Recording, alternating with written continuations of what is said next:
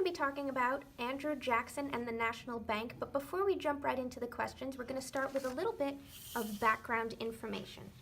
Now, the National Bank was created by Alexander Hamilton under George Washington's presidency. Now, what Alexander Hamilton's plan was that the federal government would assume state debts and would fund the national debt at par, as we learned in the previous chapter. What this would do is this would make the rich investors in the government happy, and they would in turn support the new federal government. This would also make the states happy and part of an alliance tied to the federal government, thereby uniting the states. Sounds like a good idea, right? Well, many people were upset that the National Bank favored these rich merchants who profited from both the bank's and the federal government's success. They were also upset that the federal bank relied on taxes levied from the poor, making the uneducated and poor farmers feel unsupported in this government. One of the resenters of the National Bank was Mr. Andrew Jackson, an uneducated poor farmer and self-starter himself, whose goal was to open up the political scene for everyone, including the uneducated and poor members of his own class. Why did Andrew Jackson fight to kill the National Bank in 1832, and what happened to the banking system in America?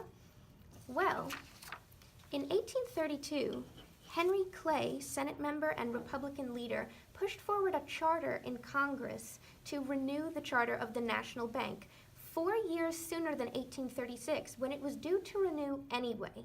His plan was that Andrew Jackson could either sign this charter, therefore angering his poor farmer followers, or not sign it and lose the election by angering rich northern merchants. What he did is that he vetoed that bill, saying that it was unconstitutional, anti-Western, and anti-American, even though it was ruled constitutional in McCulloch v. Maryland, a previous Supreme Court trial. Why did he do that? Well, Jackson believed that banks were anti-Western. Wildcat banks financed Western expansion, and those federal banks took power from them. The federal banks foreclosed on Western farms, giving money to Eastern banks instead, and the bank was run by rich Eastern merchants, the leader of which was Nicholas Biddle, who lent money to congresspeople from the bank, and in turn, those congresspeople gave support to the bank in Congress, which was essentially corruption. How did the election of 1832 reflect modern politics?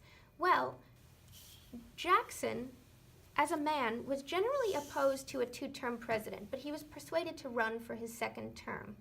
The first of the new influences that reflecting modern politics was that in 1832, there was the appearance of the first party other than Democratic Republicans or Federalists, and this was the anti-Masonic Party.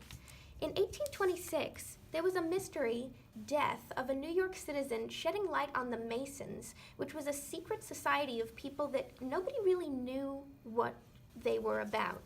Now, Jackson himself was a Mason, so essentially the anti-Masonic Party was also anti-Jackson. The anti-Masons were supported by Protestants who wanted a forum for their reforms. And another new element to this election was that there were 3 national nominating conventions to name candidates. The other new element was that the anti-Masons and the Republicans publicized formal platforms instead of just a collection of ideas that they thought were a good thing. Now, Henry Clay had $50,000 from this national bank, and he was running, and Biddle's paid congresspeople did not like Jackson, but still, Jackson won by the popular vote from the western and southern states. Now, in 1836, the bank's charter was up since Jackson had denied it in 1832, but Jackson, citing the support of citizens, wanted to kill it for good for fear of its resurrection. So in 1833, he denied federal deposits in the National Bank. He said that you couldn't add any more money, and you would gradually take out money that was currently in the bank and use it to pay government bills. Now, even his political allies opposed this, so what he did is he rearranged the cabinet to make sure that this plan went through. Now, Nicholas Biddle, wanting to show how important the bank was, he withdrew his money from the bank, and this caused Biddle's panic, which led to an economic crash. In an attempt to solve this, what Andrew Jackson did is he put money into pet banks, which were small states banks and pets of Jackson's crazy policy.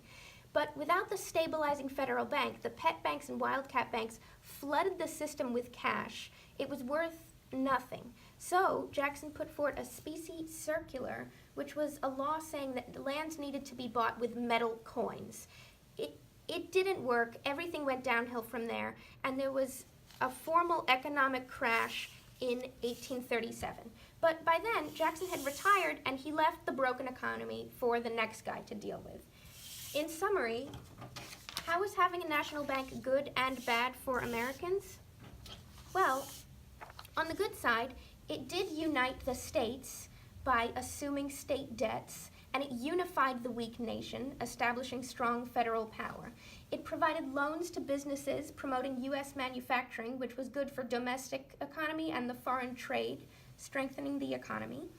And it did stabilize the economy while it was there. On the bad side, though, it favored rich merchants, relied on taxes from the poor, therefore isolating the poor farmers, and led to political discontent by dividing voters against the president, leading to congressional corruption, and giving votes to the bank because congressmen wanted the bank there, and by Andrew Jackson stacking the cabinet to do what he wanted, leading to presidential corruption. But then again, without the bank, the economy crashed. So it both stabilized the economy, and when it wasn't there, it led to an economic crash. And that is a short history of Jackson and the bank and the politics of 1832. Thanks for watching.